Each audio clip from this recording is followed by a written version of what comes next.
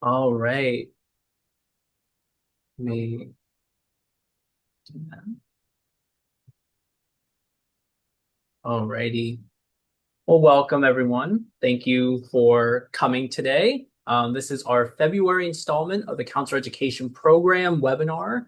Um, Today we have a special guest here to talk more about our counselor education uh, program, but more specifically, the College of Visual and Performing Arts. Just quick introductions again. My name is Andrew Austin. I am a senior admissions counselor here at JMU. I oversee parts of Northern Virginia as well as the Fredericksburg area. I've been with JMU for about 3.5 years now, and I'm one of the coordinators of the counselor education program here. I'm going to kick it off to Adam Robb, who is my co-coordinator, to introduce himself. All right, good morning, y'all. Thanks for joining us today. My name is Adam. I am also a senior admissions counselor in the Office of Admissions here in my fourth year, and I oversee Roanoke, Virginia, Southwest Virginia, as well as DC and Delaware. All right, thank you, Adam. And now I'm going to introduce Adam Anderson, who is our presenter today to talk about who he is, to introduce himself. So, Adam. I'm Adam Anderson, and I'm the director of recruitment for the College of Visual and Performing Arts. It's kind of funny. We have five of the six of our names start with A. We have two Adams here. We were all called on first in class. I mean, no matter how you cut it, right? Part of my job, I kind of work with all of the working with recruitment for all of our visual and performing arts majors, work on putting a lot of the events on, help with tours and working with faculty and making all of our artistic decisions and things like that. And then, of course, work with the admissions office through that process as well. So, yeah. Awesome. Thank you, Adam. I just have a quick couple announcements here before we kick it off to Adam to give the overview for the College of Visual Performing Arts. If you have not already, please consider joining us for Visiting Counselor Day. It is on Tuesday, March 24th. It's going to run from about 9:30 in the morning to 2:30 in the afternoon. You're going to hear a lot of different stuff about JMU, our admissions process. You're going to be able to eat at a dining hall. You're going to be able to sit in on a mock committee to see and better understand how we do our committee process and make our decisions here at JMU. And then you're also going to get a tour of our University Recreation Center, which is a state-of-the-art building here at JMU for our students to get exercise, stay healthy and active, as well as just enjoy themselves. So if you haven't already, or you have colleagues who are you might think would be interested, of course, colleagues being other high school counselors or independent career counselors, please feel free to scan the QR code on the screen. Registration link will also be online shortly after the webinar here on our counselor education website. If you want to just do the registration from there, please consider joining us. It should be a really fun day. And then the next thing that we want to bring up really quick here is that we are looking toward the future here. So next month, March, we do not have a webinar because of the the counselor visitor day. But please consider joining us for our next CEP webinar. It'll be sometime in April. We do not have a date or time quite finalized yet, but the topic will be creating strong schedules to help your students as they look toward preparing for college and applying for college. And then looking ahead for us as well, Adam Robb and I want to hear some of your input on what you might want to see next year, because our year starts kind of after the summer.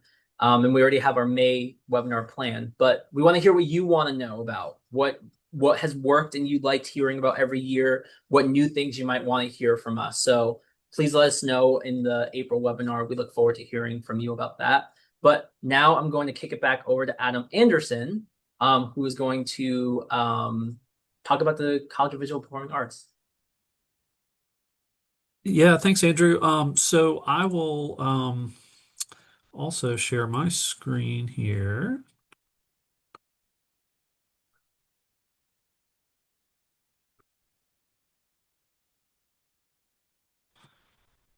There we go. What I thought I would do is kind of go through a little bit about our different programs that we have to offer. And some of the opportunities our students have within that. I'll talk a little bit about that audition or portfolio process that students have to complete, and different ways for students to kind of interact with us. So this first screen just kind of shows most of our buildings where we're doing our work. We have kind of in the center there, if you're familiar with our quad of campus, we have a tunnel that kind of goes over to our Forbes Center for Performing Arts, and that is where a lot of of course, our performing arts majors are doing their performances. But we also have a lot of classrooms and things like that for music, dance, musical theater, and theater within there. The left picture there is part of Duke Hall, which is one of the buildings that we have for our visual arts areas, where students will spend a lot of time with especially their foundation level classes. And then on the one on the right is just called the music building. And we're waiting on somebody to, give us some money for some naming rights for that.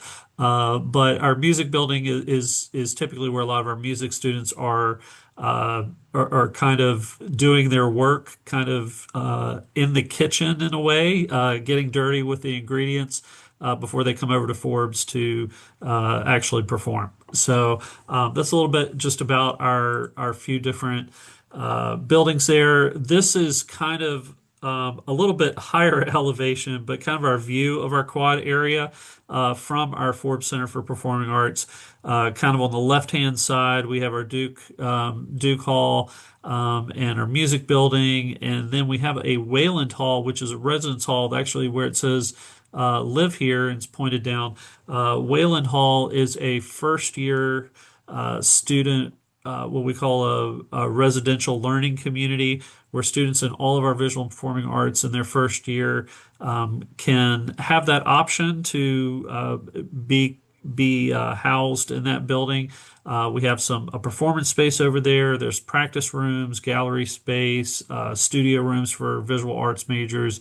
And it's a pretty popular choice with our students in our program so that they can build that community of other creatives around them. So it's kind of we're mostly on that traditional side of campus there. We have three different schools within our College of Visual and Performing Arts. The first one here is our School of Art Design and Art History. We have all of these different majors that are listed here. We have an art studio major. The more traditional path is a lot of students go for a BFA, a Bachelor of Fine Arts. And we also have BA and BS options for students that want to have less credits involved in that. But the BFA process is the more traditional for the people that are going into that artistic career, as a professional, probably choosing that BFA art studio program.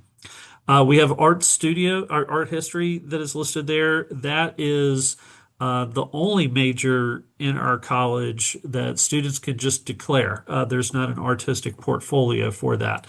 But art history is a program that a lot of students will take some art history classes as part of their general education requirements to the university, but we do have a lot of students that just choose to do art history as a major. We also have, and then we have three different design areas. So we have an architectural design, graphic design, and industrial design. Architectural design, I want to just state that it's a little bit different than a architecture program. The word design that is in there is purposeful. Students have to have some artistic talent. They go through our foundation classes like all of our other visual artists do. And we really work on honing their skills to become good designers more than trying to learn building code and some of those other things that they might get in a traditional architecture program. But our programs are built for students to go right into the field or lead them into grad schools for architecture programs for that as well. And then we have a graphic design major and which a lot of people are very familiar with that type of work. But we also have an industrial design major, which is a Bachelor of Science degree. So students will take some extra science and math along with that program. But industrial design is a very hands-on degree where students are uh, creating ideas and making things to be able um, to design things for the industry. We have students that take classes on materials and processes and things like that to learn how to work with different materials. We have students that are I've just attended some presentations that we had in the fall at their semester end projects, and we have students that have been working on shoe designs and then also like woodworking and some different things like that, as well as working in a lot of different mediums. We've had students that have built canoes and all kinds of things with that program. So if you're interested in a engineering kind of side of things, but really working on um, a lot more projects that are involved in that and designing things in that way, this might be a really good program for students to look into. We are licensed for art education for teaching art in the school system, so students can add that art education licensure into their program. And then we have some different minors. We have a minor in art, art history. We also have book arts, which is a program where students can kind of learn how to create a book from the design of it to physically putting it together and typesetting and all of that kind of stuff that they do within book arts. And also, fairly new to us, we have an illustration minor. We have some great faculty that have worked in illustration, and we have one of our professors worked for Marvel and DC and did some different work for them. So we have some great options for students that are looking into illustration, but it's a minor. Most of the students are probably graphic design majors and then picking that as a minor within that program. In terms of opportunities, there are a lot of different student organizations that students can belong into that are very art focused. Kappa Pi, we do have, is a co-ed fraternity. And that is, we do have the largest chapter in the country at JMU for that. They're very service oriented program there. We also are part of National Art Education Association. We have an art history student association and an art club as well for students. We have a lot of interesting studies abroad opportunities. One to just highlight there, we have a Dutch design, art, and humanities summer program that's exciting for a lot of our students.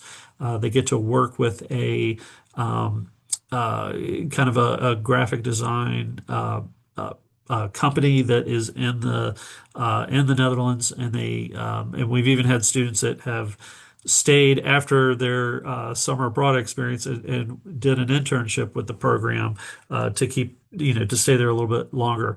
A lot of studies abroad opportunities, especially the summer ones, may change over time.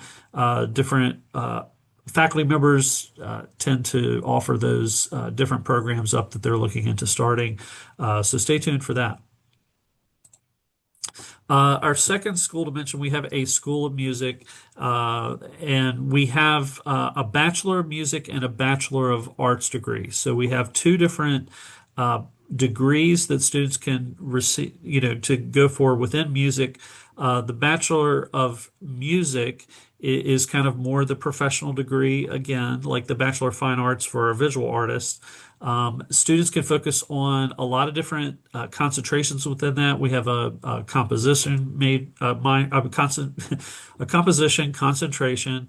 We also have jazz, music education, music industry. We have a performance major and also music theater, which is a little different than musical theater. Music theater is probably a little bit more aligned along with opera and that type of thing. And then we have a Bachelor of Arts program, and that has a music industry and music studies concentrations that are built in within that. So students are kind of picking which concentration that they're going into. They can pick multiple concentrations within both of our music programs. But I will say we get asked a lot about the differences in those. So the Bachelor of Arts has a lot less credit requirements. They also do not do a full audition into the Bachelor of Arts program unless they are trying to get private lessons and want to be in that particular instrument studio. But a lot of our students just choose to, they want to be involved in music. We have a lot of self-taught musicians, singer-songwriters, people that like to make their own beats and things like that, that or want to be involved in the music industry. But maybe not have that traditional music pathway that we developed this a few years ago, that Bachelor of Arts program. They have less credit requirements and also less ensembles that they have to be a part of. So that is growing in popularity as students' interactions with music has also changed. We're kind of keeping up with the trends there. But we do have a lot of most of our students go through the Bachelor of Music program, but we do have Bachelor of Arts as well. Bachelor of Music is going to require an audition to get into that program. And when I mentioned the studios, for example, our trumpet studio, their faculty have a certain number of people that they take into each instrument's studio area. And those are students that they're working with on a weekly basis to give them private lessons through that. We also have a music minor that students can select. We have a general one, ones that they can focus on music industry or music and human services. So they're just kind of small cluster of courses that they can take there. There's a ton of ways to get involved with music. We do have, I mentioned the applied lessons that we have. There's a list of our ensembles with all of the different ensembles that students can be a part of. At the beginning of the year, students will kind of audition to be a part of different ensembles. And so there's a lot of different avenues for students to be involved in that. And typically, most of the ensembles are performing, once or twice a semester for bigger concerts that we'll have there. We also have, I want to mention, we do have our Marching Royal Dukes, our marching band. We have, it can fluctuate on a year to year, but typically there's about over 500 members of our marching band. This is not a requirement of our music major students, and this is also open to all students that are attending JMU to be a part of the MRDs, as they're affectionately called. And they have a lot of opportunities. Typically, once during their 4 years, if they stay involved in the band, we have a group of students that will go for Macy's Day Parade, which a lot of people have seen us on that.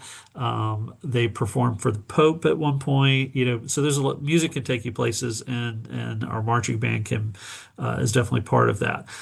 We also have studies abroad experiences that are tailored just to music students. We have a Hawaii program in the summer, and also a Montreal music program. It also works with the Montreal Jazz Festivals, kind of coordinated with that. So, and those are just a couple of, on this slide also has our facilities and different areas that we do have.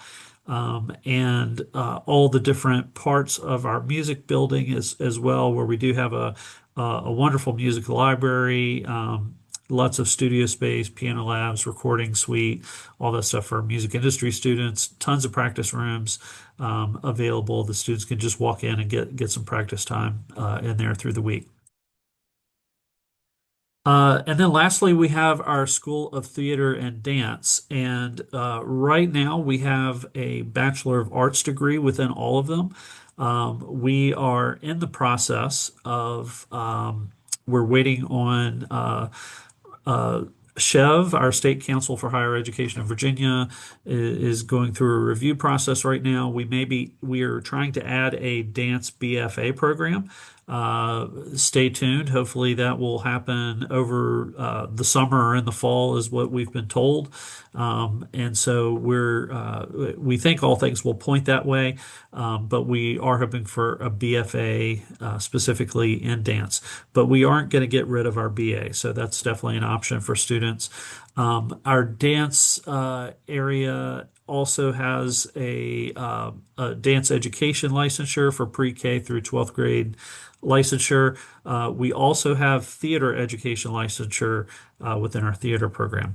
Musical theater is probably our most popular major in terms of interest, but it's also one of our smallest in terms of who we can actually enroll. We typically have a cohort every year of about 16 students, and I think this year we had about 400 apply for it. So very competitive, as most students are familiar with that are interested in musical theater.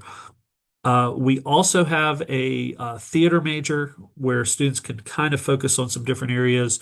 We have a design and technology focus that students can choose if they're interested in doing, set building, costume work, sound and audio work with theater programs.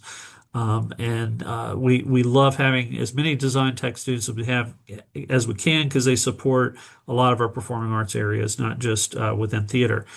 We also have a performance major, is probably our most popular one within theater. As I mentioned, theater education.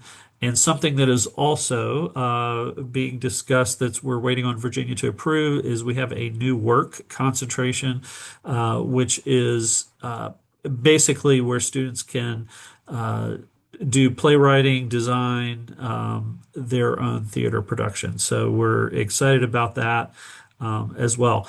And then we do have minors in dance and theater.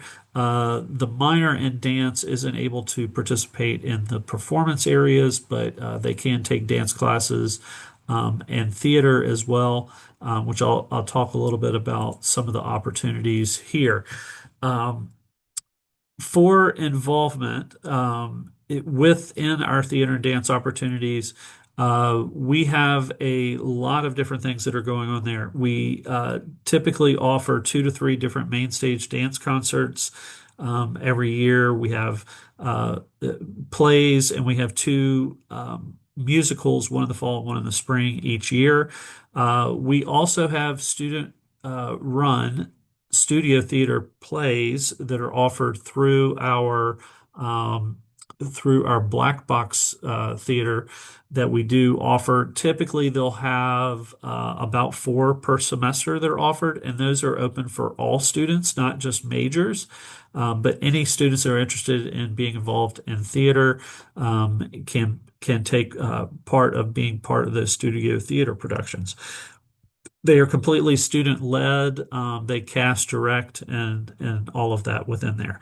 And then that's a little list of our facilities that we do have there, and a ton of different student organizations that we do offer as well.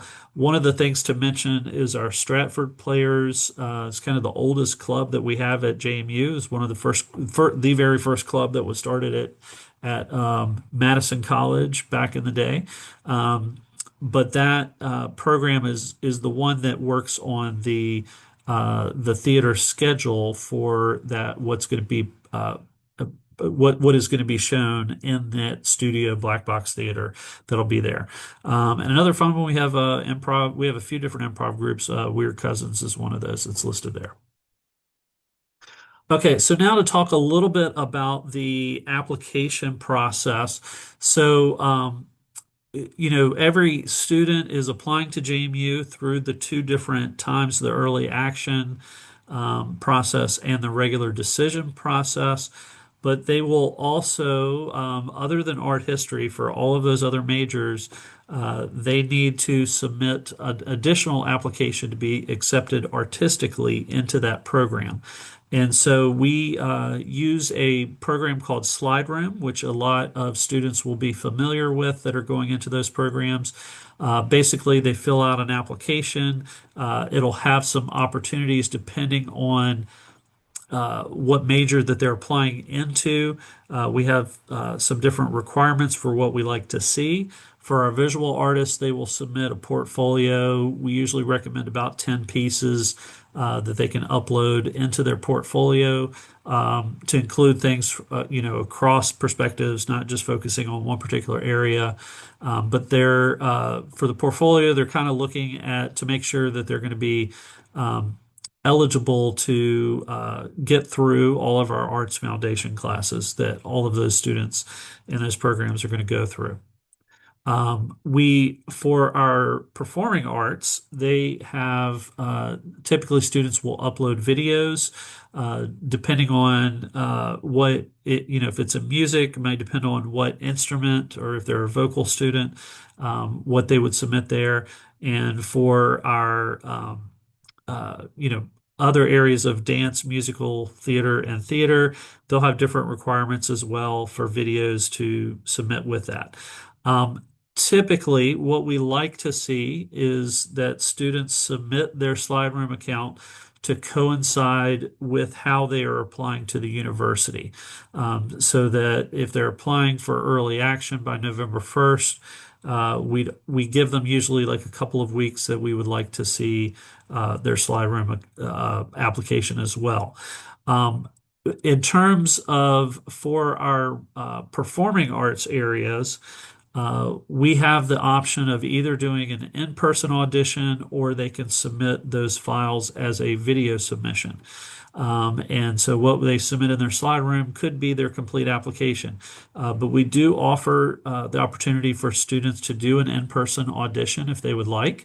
And we typically will set those dates up November through February, typically on Saturdays, that we'll have some opportunities for students to audition if they want to do an in-person audition there. For our School of Art, Design, and Art History, we have, I mentioned we have a portfolio that is required to submit, but we do offer some portfolio feedback days that are set up prior to when they should be submitting their portfolio with their Slide Room account. And so this is a chance for students to kind of come, bring some different things that they are thinking about submitting for their portfolio, sit down with a faculty member, get to learn a little bit about the program, and kind of work on deciding what pieces to submit and if there's any improvements that they would suggest to them before they're submitting that. So it's kind of a reaffirming process a service that we kind of offer to kind of go through that before they're actually submitting their portfolio. Some different ways that students can interact with us for ones that you're talking about. For our School of Art, Design, and Art History, we do have some visitation dates throughout the year, and we have links on our website for students to take tours of those facilities. As I mentioned, we also have the portfolio feedback days. Those also include a tour of all of our facilities throughout that day. But those are a couple ways to kind of experience that, and especially important for all of our students that are in the arts. If you're working with any students there, it's really important for them to get a feel for the facilities and where they're going to be doing their work. They're going to be spending a lot more time in those studios and labs and things like that than traditional students that might be just in a classroom. So looking at the facilities can be really important. So definitely encourage you to let those students know about those opportunities. Within our School of Music, we offer a music major preview day that we typically have largely attended by juniors and some sophomores, but we also get some seniors. We also have it set up as an audition day. So if students in their senior year want to come to learn a whole lot about our music program, and meet with the faculty, get some experience there. They can also do that audition there. And then our music admissions office will also offer, special tours, or if students want to get a private lesson with a particular faculty member, they will work on that process with students. Our private lessons, some schools charge for those, we do not. And also important, I think, for music students is kind of that interaction that they're going to have with the faculty member and who they're going to feel that they're best connected with. So that's why we offer that, and are excited to meet with all the students and give them a lesson. And then we have a School of Theater and Dance. Different ways. Dance does have about once per month, they have a dance visitation day where students will give them a tour. They'll get to meet with a faculty member. And then after that is over, we do have a class for them to observe, and they can actually participate in that class if they so desire. And then musical theater does offer visitation dates and tours and things like that through the year. All of these things that I'm mentioning here, other than the private lessons and the special tours for music, all of those we'll have available on our CVPA admissions website, and all those different schools will have it on their website as well on how to register for those particular things. Another thing to mention is a lot of students that are in performing arts look for some kind of summer intensive, or a camp or something like that for people to be involved in. Our School of Music does have a ton of band camps, including a marching band camp, but they have a lot of camps that they offer during the summer. Our theater and dance areas, for dance theater and musical theater, we have a program called Next Steps, where it's kind of a summer program where they can be a week on our campus, get to learn a little bit about a college dance theater or musical theater program. We usually bring in outside artists as well to work with our students, but it really gives them a good feel of our program, different opportunities that they'll have there. And there's usually some type of performance or something at the end of that for parents to come back and see what they've done after it's all over. And definitely we usually on a lot of our audition days and things like that, we usually coordinate those around a big performance that we're having, or several performances that we have. If students are coming for auditions, they could definitely probably plan either the night before or night after night of their audition, that they can plan to attend one of the performances. We also have art exhibits that we have kind of rotating throughout the year. And then I'm just going to list these here. These are different our websites. I'm sure we can get this information shared out to everybody that's attended. But these are our different websites and email addresses. If students have any questions and need some direction about that process, and also feel free to email me. That's what I'm here for, is to kind of help students navigate through all of this. So that's what I have there.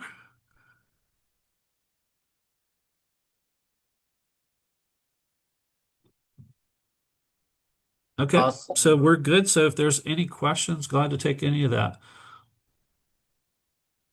Yeah, so everyone, if you have any questions, feel free to use the Q&A chat feature. I know this is slightly different than how we've done the webinars in the past. You all are not necessarily on the screen this time. This is how we're going to do it from now on. So please use the Q&A chat feature. I think that is the only thing available to you.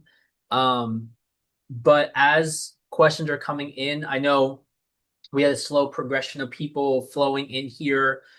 So I do want to just mention again quickly here to end the webinar, that if you, and I will share my screen again here really quick. All right. Oh, I think you all can see that. We do have a visiting counselor day coming up on March 24th. It's a Tuesday. It's going to be an all-day affair. It is on campus, so just be mindful of that. It would require you to travel to JMU's campus, but it's a great day for you to kind of understand and see JMU, get to know the admissions counselors from your regions, understand the decisions that we make and how we make them. You'll sit in on the mock committee, and then get food and also tour one of our facilities here. And then just another reiteration of our next counselor education program webinar, which will be sometime in April. The time and date has not been determined quite yet, but the topic's going to be creating strong schedules and also looking ahead. And what looking ahead means is we're going to kind of ask you all as independent career counselors and high school counselors what you want from us, what you want to see from us, what worked well, what you would like to see do better next time. We want to really cater these experiences to make them most helpful for you so that you can go out and help your students. So we hope you can join us for that April webinar, and that'll be up on our website in a newsletter in the following months. So you'll know when it's happening. But yeah, please continue to put questions in the Q&A chat function. I'm looking at Deb's comment here. Sorry to call you out here. But doing counselor sessions where you do sample reads. Yeah, so during that visiting counselor day, that is something that's the mock committee is you'll look at sample transcripts, you'll be given guidelines, and things like that. So you'll be able to kind of see exactly where we go with that. All right, Adam, this one's for you here. Do you have any statistics on in-state, out-of-state percentage, and for out-of-state, the breakdown of the different regions for people in the CVPA program majors? Yeah, I'm wondering if that's more of a question for the general admissions process, but I can say for a lot of our programs, have kind of a national attention. I'd say we have a huge number of out-of-state students that are in our musical theater and dance programs, especially. And then we do have, we don't really do a breakdown of regions there, but I think overall, most of the students that are coming from out of state. A lot of them are from states, north of us. But I would say, especially dance and musical theater, as the program is recognized pretty heavily across the nation. We have students all over the place, even some international students that are involved in that. I think a lot of students for the arts tend to go. I see more in like music and theater and even some of the visual arts as a national trend tend to stay within their state a lot of times, or they'll apply to a very specific like conservatory or specific um, arts heavy college as well. But we do have students from all over, but predominantly a lot of in-state students that we see a little bit more, especially theater. And some of our BFA programs, like our general art studio program, I think is very heavily in-state students.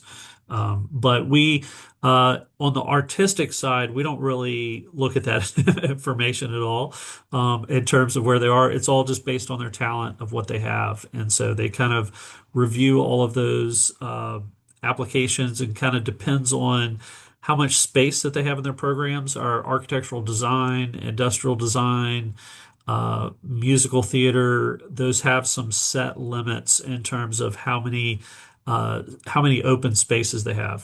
For architectural and industrial design, part of our accreditation is every student has to have a physical desk for them to be able to store their work and all of that kind of thing. So we are limited with how many students that we can take into those programs just based on the desks that we're required to have. I don't know if you want to talk, Andrew, just a little bit, or if that's uh, an option that they're wanting to look at about in-state, out-of-state percentage with applications and that kind of thing, or if that's just a hope for a webinar in the future. Uh, it might be a hope for the webinar in the future.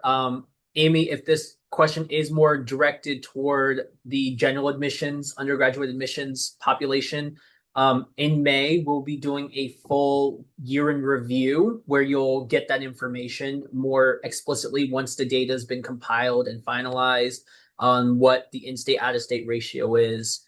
But thank you, Adam, for kind of answering that in the lens of CVPA. I think that's also very helpful and insightful, especially for students who might be applying out of state, who might be interested in JMU and the CVPA programs that we have here.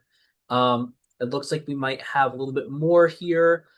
So, Adam, could you talk more about the industry connections and student opportunities outside of JMU to augment their preparation for their careers outside of graduation?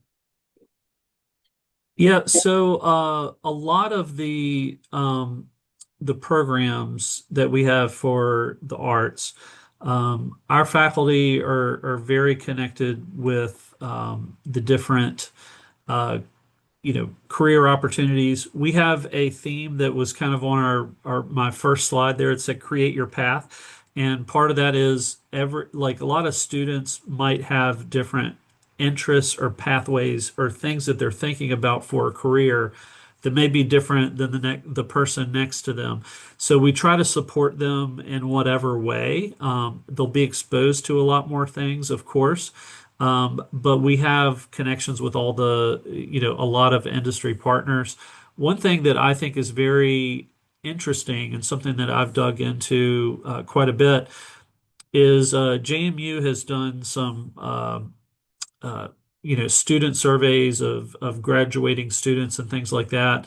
And I think we have billboards across Virginia that say, best place in Virginia, best college in Virginia to get a job, and it has JMU on it. So, and that's true because our students do graduate and have, a lot of opportunities to get a job. But specifically drilling into the College of Visual and Performing Arts, our majors are getting jobs in their fields at the same level as any of our other majors at JMU, which I think is wonderful. So, and I think it's like 92 or 95% or something like that. Students have either a job or they're going to grad school or something within their particular career within 6 months, and it's no difference in percentages for our visual performing arts students as it is for our College of Business majors, which a lot of people, want to think about. So we definitely set people up to get connected to their careers. In some cases, we're bringing, well, in a lot of cases, we're bringing in professionals all over to kind of work with our students. All of our performances that we have from outside artists, we have a whole um, like a performing arts main stage uh, uh, what's a tour kind of thing that we put on for the whole year. And all of those outside artists that come in are required to do master classes for all of our students. And so they get some professional experience and connections that the students are making right there from them. We've had some of those places that have actually hired some of our students that they've worked with them through the year, and then that has led them into a career. So that's definitely good question. So appreciate you asking that. Uh, Um, oh, you got it, I see Adam? there's a Go ahead. question from Barbara about how many students you anticipate admitting to the BFA and dance program, and how many are currently in the BA.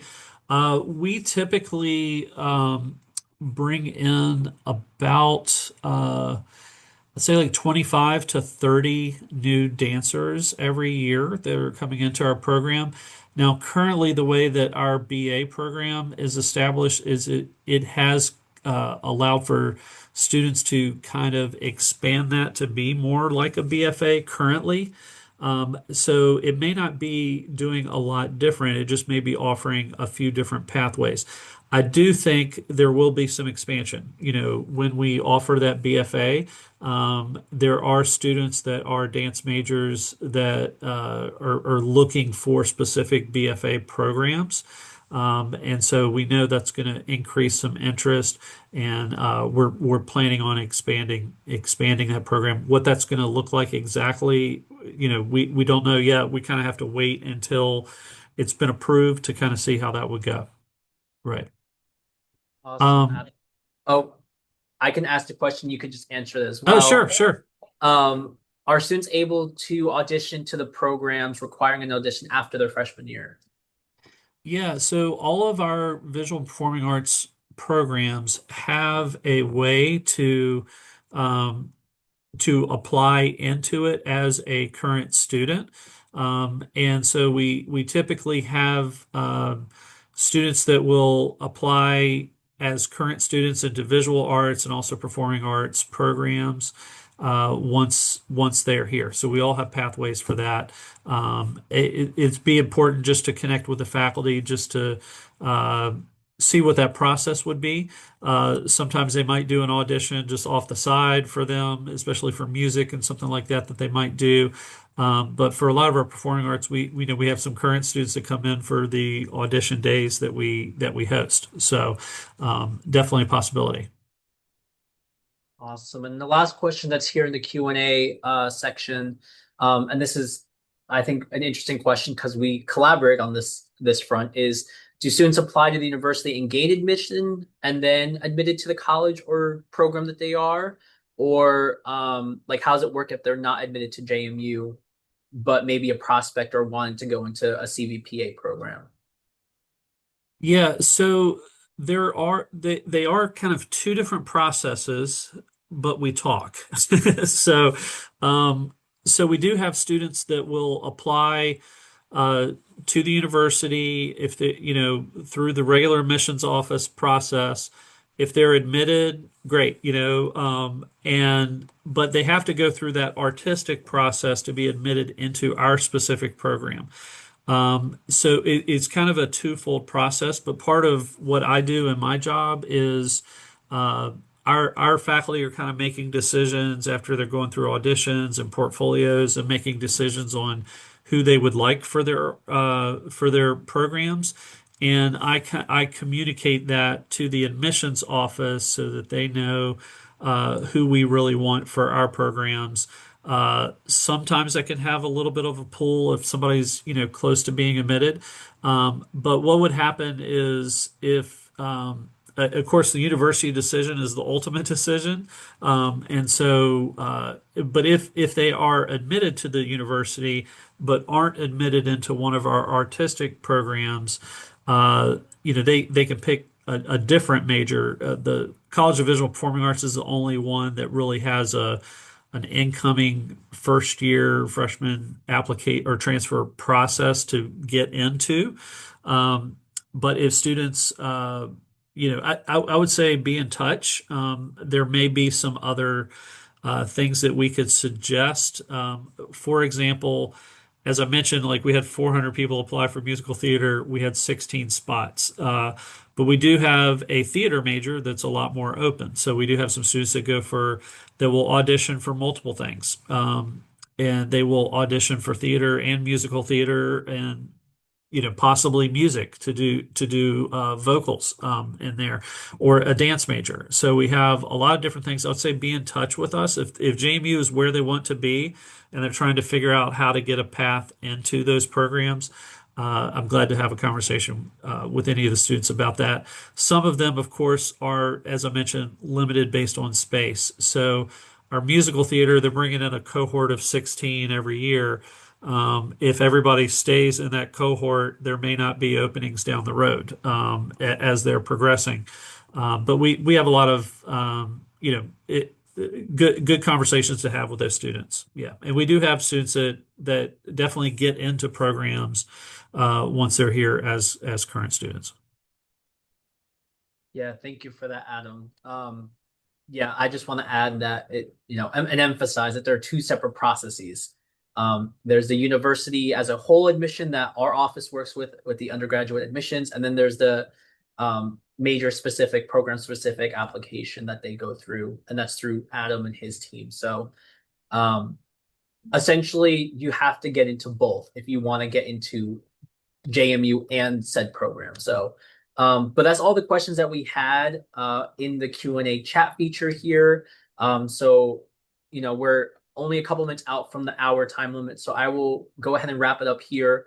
Adam Anderson, thank you so much for coming here, sharing insights into the College of Visual Performing Arts. I greatly appreciate it. And I know all these counselors appreciate it as well to get this information to them. Um, all my counselors, I know there's a little hiccup with the Zoom link, so I apologize for if you were coming in a little bit late. This is being recorded and it will be uploaded to our website and sent out in our newsletter as per usual. So if you're looking to go back to Adam's slides and listen to what he was saying, that's going to be a possibility for you as well.